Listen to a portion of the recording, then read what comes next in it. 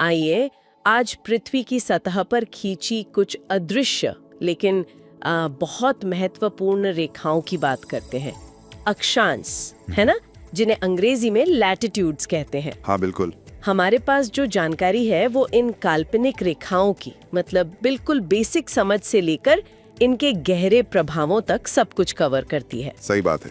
मकसद ये है कि हम सब इन पूर्व पश्चिम समानांतर रेखाओं को समझें जो भूमध्य रेखा से उत्तर या दक्षिण की दूरी बताती हैं। हाँ, ये 0 डिग्री इक्वेटर से शुरू होकर 90 डिग्री ध्रुवों तक जाती हैं। इसे समझने का एक आसान तरीका सोचें।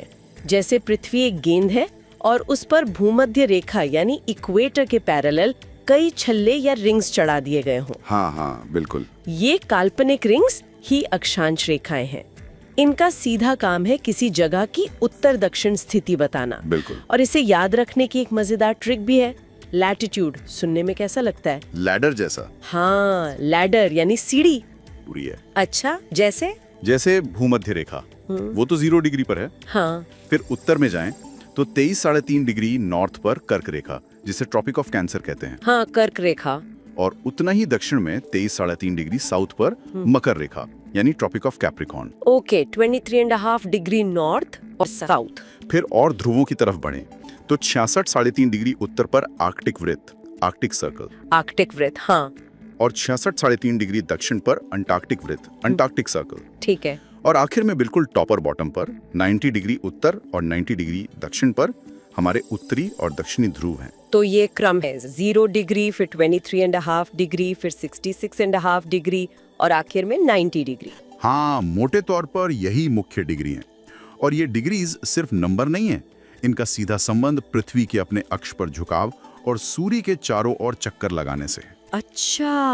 और इसी वजह से सूर्य की किरणों का एंगल बदलता है। बिल्कुल। और इसी से सब कुछ जुड़ा है। तो मतलब इनका सीधा असर हमारी दुनिया पर पड़ता है, जैसे कि मौसम पर। हाँ, सबसे पहला और बड़ा असर तो मौसम पर है।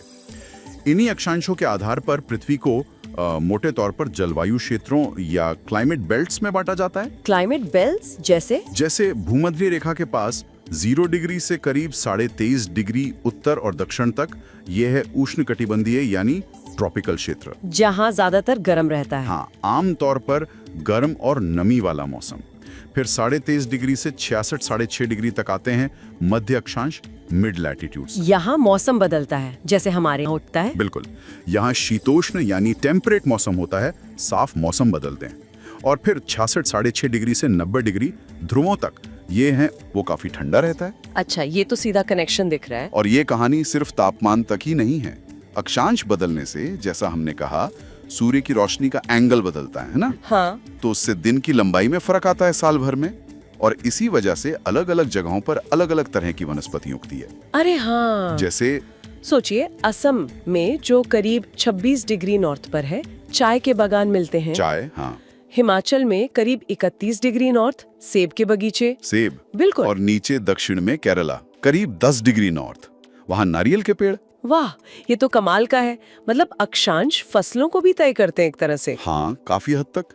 और इतना ही नहीं, ये हमारे रहने के तौर तरीकों और घरों के डिजाइन तक को प्रभावित करता है। घरों के डिजाइन को भी? वो कैसे? जैसे कश्मीर में देखिए, वहाँ बर्फ बहुत गिरती है, तो घरों की छतें ढलान वाली होती हैं ताकि बर्फ नीचे गिर जाए। सही बात है। वही चेन्नई में गर्मी ज्यादा है, तो वहाँ हवादार घर बनाने पर जोर होता है।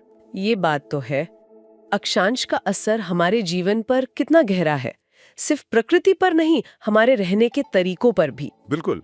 और आजकल की दुनिया में जहाँ लोकेशन, जीपीएस, ये सब इतना जरूरी है, क्या इनका कोई और प्रैक्टिकल इस्तेमाल भी है? हाँ, बिल्कुल है।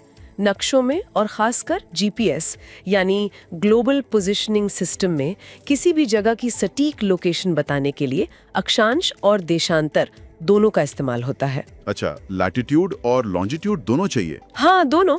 जैसे दिल्ली की लोकेशन बतानी हो तो वो है लगभग 28.6 डिग्री उत्तरी अक्षांश और चेन्नई है करीब 13 डिग्री उत्तरी अक्षांश। ओके। और भारत के लिए एक खास बात यह है कि कर्क रेखा जो 23.5 डिग्री नॉर्थ पे है, वो हमारे देश के लगभग बीच से होके गुजरती है। हाँ, मैंने पढ़ा है।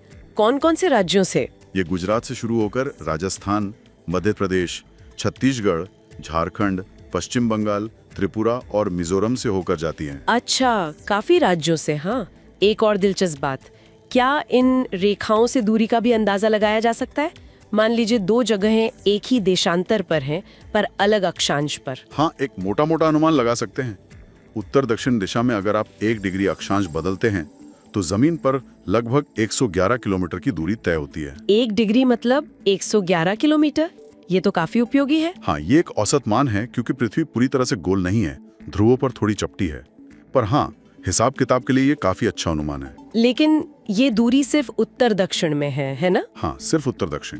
पूर्व पश्चिम दूरी देशांतर और अक्षांश दोनों पर निर्भर करती है। पर यहाँ एक बात साफ करना जरूरी है जी। अक्षांश जो हैं वो टाइम जोन तय नहीं करते। टाइम जोन का लेना देना देशांतर यानी लॉन्गिट्यूड से है, क्योंकि वो पृथ्वी के घूमने और सूरज की पोजीशन से जुड़े हैं। अच्छा, ये कंफ्यूजन हो सकता है। तो अक्षांश मतलब जलवायु, धूप, दिन की लंबाई। हाँ, और लोकेशन उत्तर या दक्षिण भी कितनी है, टाइम जोन के लिए देशांतर देखना होगा। तो कुल मिलाकर हमने समझा कि अक्षांश पृथ्वी पर पूर्व पश्चिम दिशा में खींची गई समानांतर रेखाएं हैं। ये किसी जगह की उत्तर दक्षिण स्थिति बताती हैं। बिल्कुल। और ये न सिर्फ नक्शे पर लोकेशन के लिए जरूरी है, बल्कि ये जलवायु, पेड़ पौधों और यहाँ तक कि हमारी जीवन शैली को भी प्रभावित करती हैं। सही कहा। और वो काम का फैक्ट, 1 डिग्री अक्षांश मतलब लगभग 111 किलोमीटर उत्तर या दक्षिण की दूरी। हाँ, ये एक अच्छा टेक अवे है। इस पूरी चर्चा के बाद मेरे मन में एक सवाल आ रहा है। पूछिए। अगर अक्षांश रेखाएं जलवायु और कृषि क्षेत्रों को इस तरह से तय करती हैं, तो भविष्य में जैसे जैसे क्लाइमेट चेंज हो रहा है। हाँ, ये बहुत महत्वपूर्ण सवाल है। तो क्या ये जो स्थापित अक्षांश आधारित क्षेत्र हैं, ये बदल सकते हैं? मतलब रेखाएं तो नक्शे पर वहीं रहेंगी, पर क्या 13 डिग्री नॉर्थ पर हमेशा चेन्नई जैसा मौसम रहेगा, या 31 डिग्री नॉर्थ पर सेब ही उगेंगे? ये एक गहरा विचार है। क्लाइमेट चेंज इन परिचित जोन्स को कैसे शिफ्ट कर सकता है, ये एक बड़ा सवाल है। रेखाएं अपनी जगह स्थिर हैं, पर उनके साथ जुड़ा पर्यावरण बदल सकता है। तो इसके हमारे कृषि पैटर्न और इकोसिस्टम पर अप्रत्याशित प्रभाव पड़ सकते हैं। बिल्कुल। क्या पता जहां आज चाय उगती है वहां कल कुछ और उगाना पड़े, या जहां आज बर्फ पड़ती है वहां कम पड़े। ये सब सोचने वाली बातें हैं कि बदलते पर्यावरण में ये स्थिर रेखाएं हमारे लिए क्या मायने रखेंगी।